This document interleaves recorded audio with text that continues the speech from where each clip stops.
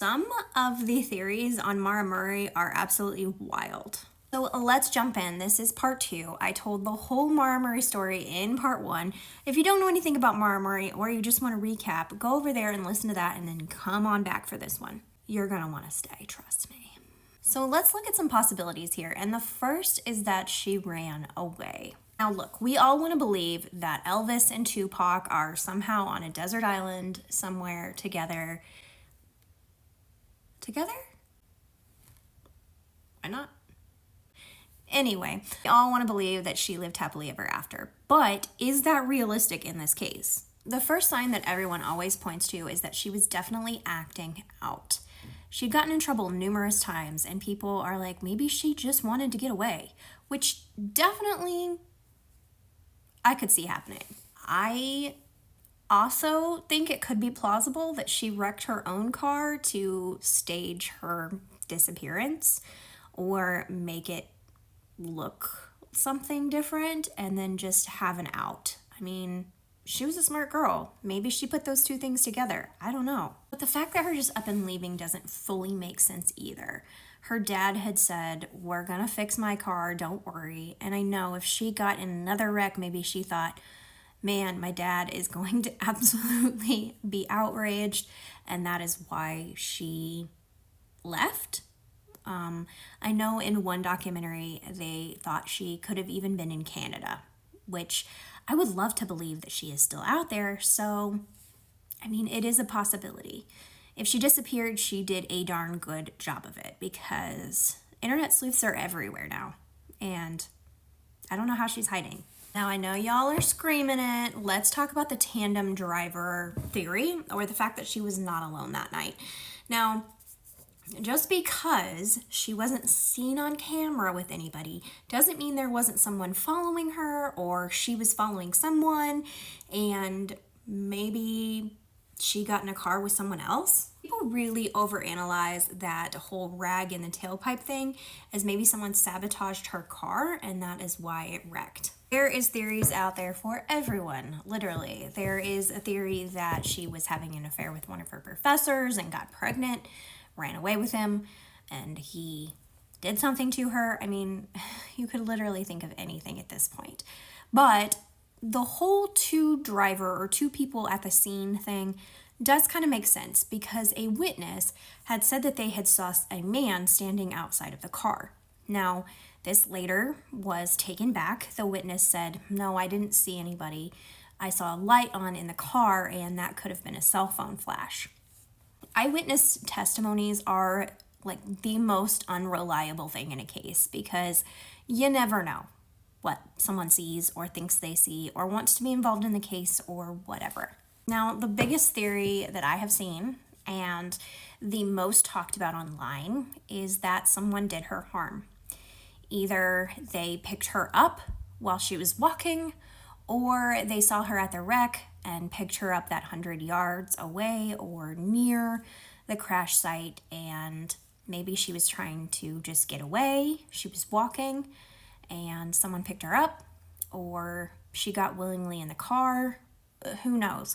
But the fact of someone else doing her harm is definitely everywhere online. And I don't not agree with this. I think it's definitely a possibility. You can find names online of people who they think it is. Now, I don't want to say these names because I don't know if they're suspects or if they're involved or anything, so I will let you do your own research, but there are people that her dad even thinks are involved, that lived closely to the scene, that some fishy things happened with or said things about Mara Murray's case and really just struck people the wrong way, and they have been pointed to.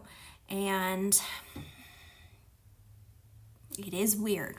The property that a lot of people think that Mara Murray is at or was at has since been searched and they didn't find anything. Now, that does not mean that she is not there or that she was not there or what have you, but that place has been searched. When this case comes up, it is notorious that someone is going to say that Butch Atwood did something. He's the bus driver that stopped to ask if she was okay. He's an interesting person, to say the least. There is rumors that he failed his polygraph. That's not fact. I don't know. And then he also moved quickly after that. That doesn't necessarily mean anything, but he is a little strange and he was at the scene. So, interesting thought that I saw someone say online was possibly that the accident was staged and that something happened beforehand and that they staged the accident as a deterrent for taking her, and that she may have never been there or talked to anybody to begin with.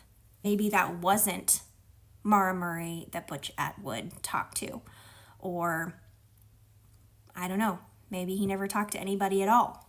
Also saw a theory online, and this is just all speculation, but it was that maybe she had made another driver mad. They followed her and saw that she wrecked, and so they got mad and took her then. The final theory, and the one that I think has quite a bit of weight to it, is that Maura Murray at least started out wanting to commit. I think there's a lot that points to this. The fact that she had packed up her room, that she had told everybody she's not coming back, that she took a bunch of adult beverages and just fled, makes me wonder about it. Now, we're never going to know what was going on in her mind unless she comes forward and says something.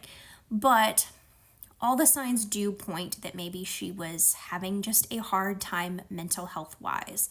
And we never know what somebody is going to do.